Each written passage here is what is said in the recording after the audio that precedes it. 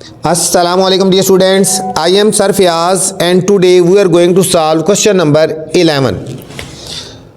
Question number 11 है Ahmad and Sarah played dots. Ahmad और सारा एक गेम खेल रहे हैं डॉट्स की, ठीक है। Ahmed hit the bulls eye 5 out of 18, ठीक है। अहमद हिट करता है, ठीक है, बुल की आइज में 5 आउट ऑफ 18 में से 5 टाइम, और सारा miss the bull eyes 4 out of 15, और सारा 15 में से 4 मिस करती है। यहाँ पे बच्चों टेक्निकल पॉइंट है, यहाँ हिट की बात हो रही है और सारा मिस की बात कर रहे हैं, ठीक हो गया। हु प्लेड बेटर, हमने देखना किसने बेटर प्ले किया, बहुत इंपॉर्टेंट और थोड़ा सा थिंक ओवर करने वाला क्वेश्चन है बच्चों, सोचने वाला क्वेश्चन है। इसके ऊपर आप स्टार लगा लें। एक ने हिट किया और एक ने मिस किया, ठीक है। पहले हमने दोनों की फिर ध्यान से करेंगे, स्टेटमेंट को समझेंगे, फिर आपको समझ आएगा। अहमद एंड सारा प्लेड और dots, Ahmed hit the bull, हम यहाँ लिखेंगे Ahmed hit the bulls eye. Ahmed जो है वो बुल्स की आई को हिट करता है 5 आउट ऑफ 18। 5 आउट ऑफ 18 का मतलब होता है 5 ओवर 18, हम इसको लिखेंगे 5 ओवर 18। 5 ओवर 18 का मतलब है 5 ओवर 18 टाइम्स, ठीक है। 5 ओवर 18 टाइम्स वो हिट करता है, ठीक है। ये हो गया अहमद का। अब है सारा मिस द बुल, सारा मिस द बुल्स आई, यहां मिस की बात हो रही है। सारा मिस करती है 4 आउट ऑफ 15, ये 4 ओवर 15। यहां पे देखो बच्चों जरा गौर करो, यहां हिट की बात हो रही है, यहां मिस की बात हो रही है। इसका भी पहले हिट निकाल लेंगे, ठीक है।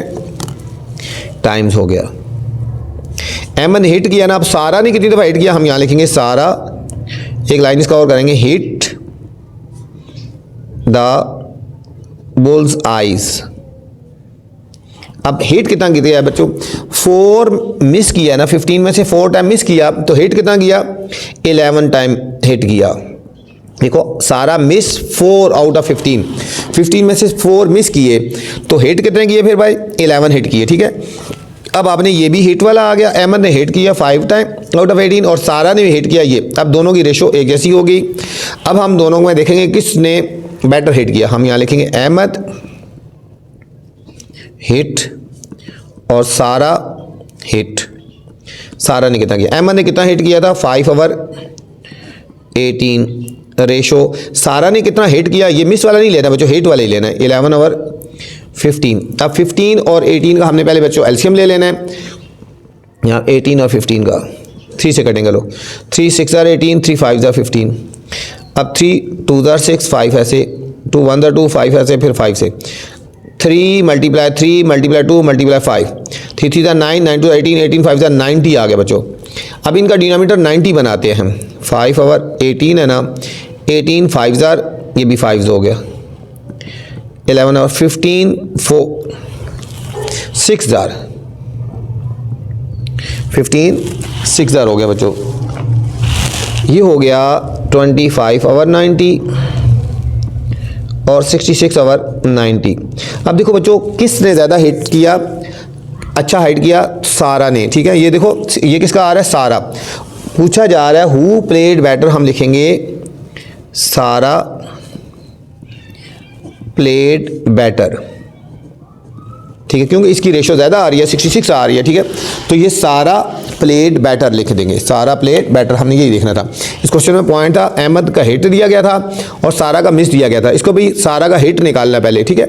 ये आ गया, इन दोनों में कंपैरिजन कर लिया, ये ग्रेटर वैल्यू आ रही है, ग्रेटर वैल्यू सारा की आ रही है, तो हम लिखेंगे सारा प्लेड बेटर। ये क्वेश्चन नंबर 11 था।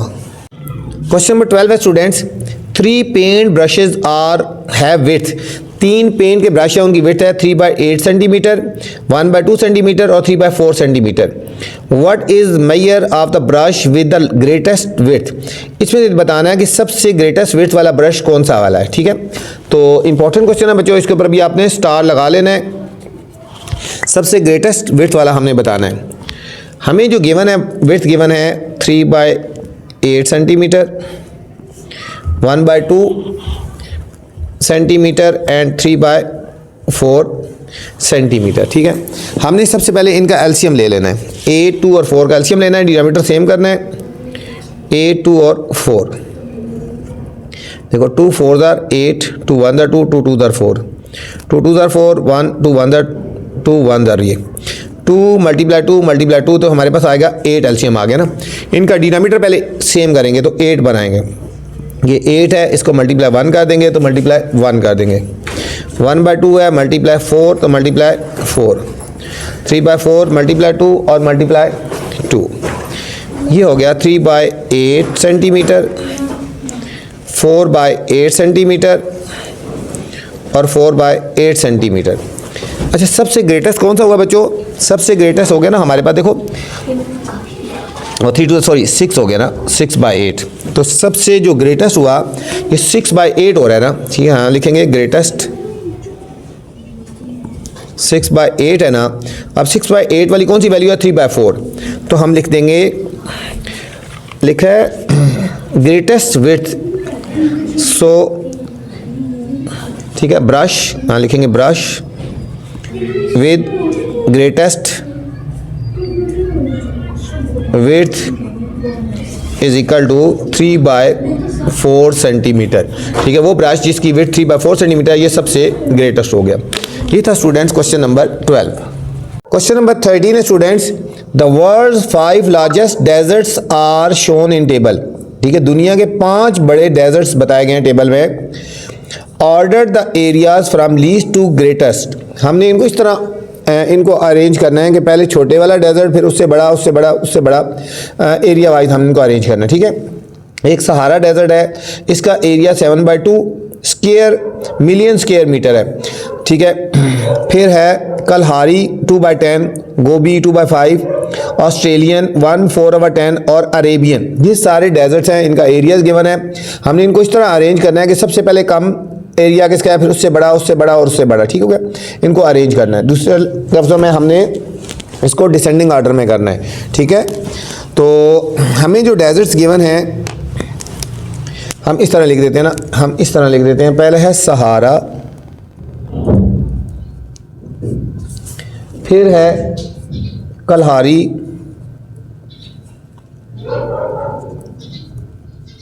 इसके बाद बच्चों गोबी, ये डेजर्ट्स के नाम हैं। ऑस्ट्रेलियन और फिर अरेबियन, ये सारे डेजर्ट्स हैं। इनकी वैल्यूज़ गिवन है, इसकी वैल्यू गिवन है 7/2, मतलब इनका ये है क्या कहते हैं, इनका एरिया है 7/2, 2/10 मिलियन किलोमीटर है। ठीक है, 2/5 ऑस्ट्रेलिया का 1 4/10 और 1/2 हो गए बच्चों। अब इनको पहले हम उसी तरह सॉल्व करेंगे। इनकी डिनोमिनेटर पहले सेम करते हैं बच्चों, फिर उसके बाद हम इनको सॉल्व करेंगे। हम इसको इसी तरह लिखेंगे 7/2, ये 2/10, 2/5, 10 1 10 और 4 14/10 और 1/2। देखो 2 10 5 10, इन सब का एलसीएम जब लेंगे ना हमारे पास एलसीएम 10 आ जाएगा। हर एक का डिनोमिनेटर 10 बनाएंगे हमने। 7/2 मल्टीप्लाई 5, इसको मल्टीप्लाई 5 करेंगे। 2/10 है ना, मल्टीप्लाई 1 और मल्टीप्लाई 1, 2/5 मल्टीप्लाई 2 और मल्टीप्लाई 2, 14/10 मल्टीप्लाई 1 और मल्टीप्लाई 1, 1/2 मल्टीप्लाई 5 और मल्टीप्लाई 5। ये हो जाएगा 35/10, 2/10, 4/10, 14/10 और 5/10। अब हमने इनको अरेंज करना है बच्चों। ठीक है, लीस्ट टू ग्रेटर हमने करना है, least to greater, least to greater. Least to greater होता है छोटे से बड़े की तरफ जाना। ठीक है, इन सब के डिनोमिनेटर सेम है तो हम इनको लीस्ट टू ग्रेटर हम अरेंज कर सकते हैं। देखो सबसे पहले छोटी वैल्यू कौन सी हुई, डिनोमिनेटर सेम है तो यहाँ पे देखो 2, ये हो जाएगा 2/10 और इसके बाद 4/10, फिर 5/10, फिर 14/10 और फिर 35/10। अब हम इनकी जगह इनकी वैल्यूज़ डाल देते हैं। 2/10 कौन से नंबर पे है, दूसरे नंबर पे है, तो दूसरे नंबर पे क्या आ रहा है, ठीक है 2/10 ही आएगा। ठीक है, 2/10 ही आएगा। फिर 4/10 थर्ड नंबर पे है, थर्ड नंबर पे, और थर्ड नंबर पे कौन सा है 2/5, फिर 5/10 लास्ट वाली वैल्यू है बच्चों 5/10, ये हो गया 1/2। फिर 14/10 सेकंड लास्ट है 1/4/10। 35/10 फर्स्ट नंबर वाली वैल्यू 7/2। अब हम इनके जो है ना नेम अरेंज करेंगे ना, ठीक है, डेजर्ट्स के नेम करेंगे, ठीक है। यहाँ लिखेंगे लीस्ट टू ग्रेटेस्ट। हम डेजर्ट्स को देखेंगे, इनको देखेंगे। 2/10 किसकी वैल्यू है बच्चों? 2/10 है कलहारी, पहले आ जाएगा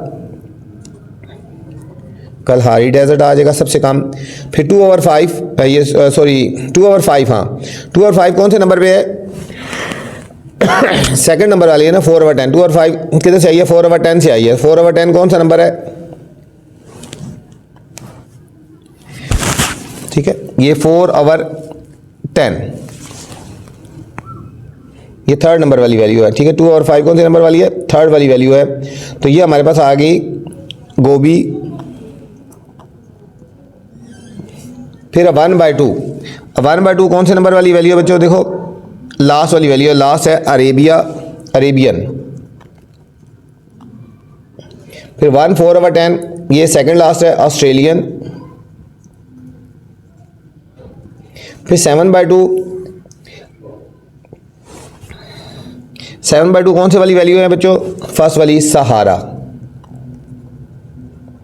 अब देखो सबसे कम जो एरिया है किलोमीटर के हिसाब से, मिलियन किलोमीटर, सबसे कम इसका एरिया है, उससे ग्रेटर इसका है, उससे ग्रेटर इसका, उससे ग्रेटर इसका, और सबसे ग्रेटर जो एरिया है वो सहारा वाले का। देखिए हमने इनको अरेंज करना था बच्चों, ठीक है। इनका उसी तरह एल्शियम लेके इनको अरेंज कर लिया, फिर उनके नेम को अरेंज कर दिया हमने। ये क्वेश्चन नंबर 13 था स्टूडेंट्स।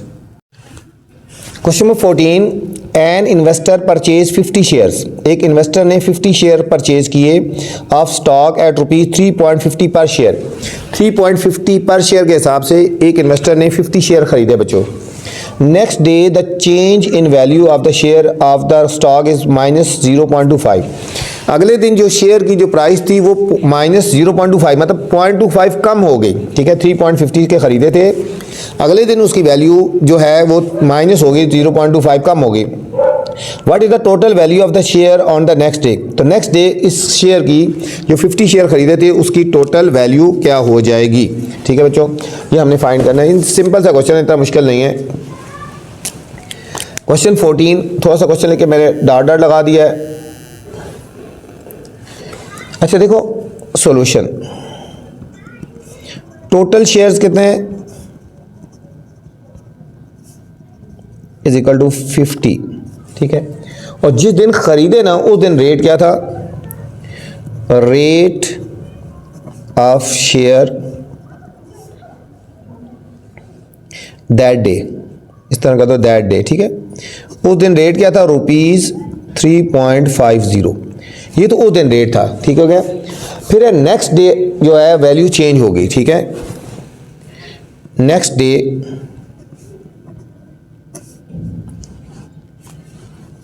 जो होता है change in value, next day यहां लिखेंगे change in value, change in share value -0.2 हो गया। तो rate of share next day क्या बन जाएगा? ₹350 था ना, 3.50 था ना, इसमें से माइनस हो गया 0.25। तो अगले दिन जो शेयर का रेट हो गया बच्चों ₹3.25 बन गया, 3.25 बन गया। अब हमें निकालना है what is the total value of the share. हाँ यहाँ लिखेंगे टोटल वैल्यू ऑफ 50 शेयर्स, ठीक है। 50 शेयर्स की टोटल वैल्यू क्या हो जाएगी? 50 को और इसको मल्टीप्लाई कर देंगे, 50 मल्टीप्लाई 3.25, 50 को और 3.25 को हम मल्टीप्लाई कर देंगे, आंसर आएगा 50 और ये हो गया 3.25। इस तरह कर लो, 500 5 5 25, 200 2 5 10, 300 3 5 15, ये 0 5 2 6 1 1 1 2 डिजिट के बाद पॉइंट लगा देंगे बच्चों, तो आएगा ₹162.50, ठीक है। तो शेयर की प्राइस आ गई 162.50। अगले दिन जो रेट कम हुआ है उसके हिसाब से 50 शेयर की प्राइस ये हो जाएगी बच्चों। ये है क्वेश्चन नंबर 14। क्वेश्चन 15 है स्टूडेंट्स, नंबर 15 है बच्चों। मेक एन एस्टिमेशन, एक हमने एस्टिमेशन करनी है and then choose the correct answer, फिर हमने करेक्ट आंसर बताना है। ठीक है, करेक्ट आंसर बताना है। ये हमें वैल्यू गिवन है 82.45 मल्टीप्लाई 9.78। ठीक है, इसकी एस्टिमेशन करनी है और फिर करेक्ट आंसर देखना है। देखो 82.45, इसको अगर बच्चों एस्टिमेट करें ना, पॉइंट के बाद 4 है ना, इसका मतलब है यहाँ पे ऐड नहीं होगा, तो ये हमारे पास बन जाएगा 82 बन जाएगा एक तरह का। मल्टीप्लाई 9.78 है, पॉइंट के बाद वाला डिजिट जो 7 है बच्चों, तो इसमें एक ऐड हो जाता है। ठीक है, ये एक इंक्रीज हो जाएगा, 10 हो गया। समझो 82 को 10 से मल्टीप्लाई करो तो 820 बनता है, 820 बनता है। एस्टिमेट कर रहे हैं ना, 82.45 है, इसको होल नंबर में एस्टिमेट करेंगे तो 82 बन जाएगा, और इसको जब होल नंबर में करेंगे पॉइंट के बाद 7 से एक बढ़ जाएगा 10। 82 को 10 से मल्टीप्लाई 820, तो 820 के करीब तरीन जो वैल्यू आ रही है वो आ रही है। ये 80 आ रहा है बच्चों, ये नहीं हो रहा, ये 806 आ रहा है, ये 8063 आ रहा है, ये 80,000 आ रहा है, तो 820 के करीब तरीन ये वाली वैल्यू आ रही है, तो हमारे पास ये ऑप्शन बी होगी इसकी। ठीक है, एस्टिमेट करके हमने आंसर निकाला, इन चार में से कौन सी करीब तरीन आ रही है। अब देखो इसको एस्टिमेट करेंगे 30.03, पॉइंट के बाद 0 है ना, इसका मतलब इसमें कोई वैल्यू ऐड नहीं होगी, ये 30 रहेगा मल्टीप्लाई, इसको एस्टिमेट करेंगे, पॉइंट के बाद 0 है तो इसमें भी कुछ इंक्रीज नहीं होगा, ये 0 होगा। 30 को 0 से मल्टीप्लाई करो, 0 आ गया बच्चों, 0 के करीब तरीन जो वैल्यू है, ये 1.95 है, ये 19 है, ये 195 है, ये 1951, तो 0 के करीब तरीन वैल्यू आ रही है 1.95195, तो ये हमारे पास इसका आंसर बच्चों एस्टिमेटेड बनता है। ये थी एक्सरसाइज हमारे पास 1.1, क्वेश्चन नंबर 15 था। उम्मीद है आपको समझ आए होंगे। इस वीडियो में बच्चों मैंने क्वेश्चन नंबर 11 से लेकर 15 तक बनाए हैं। इससे पहले वाले क्वेश्चन देखने हैं आपने तो मेरी पहली वाली वीडियोस देख सकते हैं। अब आपसे गुजारिश है बच्चों, चैनल को अपने लाइक करना है, सब्सक्राइब करना है और दोस्तों के साथ शेयर भी करना है। ठीक है, वीडियो के बाद कमेंट्स लाजमी करना है कि मेरी वीडियो आपको कैसी लगी है। अपना ख्याल रखना बच्चों, अल्लाह हाफिज़।